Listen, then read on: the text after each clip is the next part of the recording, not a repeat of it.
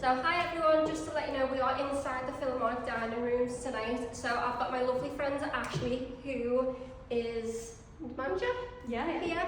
So do you want to come and introduce yourself and tell me a bit more about your kind of ghostly things? Yeah, so I've been here for just over 2 years now.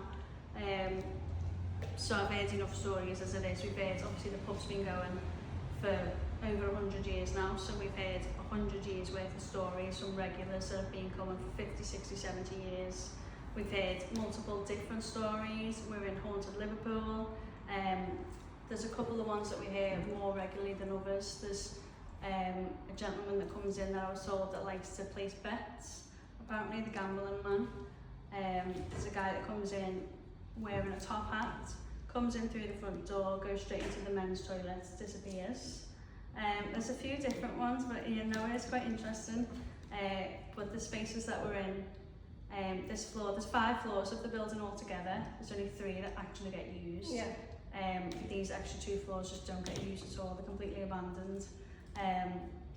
But it will be interesting, yeah, just to see if there's anything that goes on up here while we're not up here, I suppose. Yeah. So has anyone done any investigations here before? Not up here, no, not that I'm aware I'm of. the first. Yeah, so this is quite exciting, yeah. It's a good experience, and you know what, honestly, and I'm so glad to be given the opportunity to do it. Absolutely. And that's actually, you know, it's, yeah, I'm just really, really I happy. think we know so much about like the building and its history, but only sort of like on the pub side of things, of it running as a pub. It will be like really interesting to see if there's anything going on alongside that. Yeah.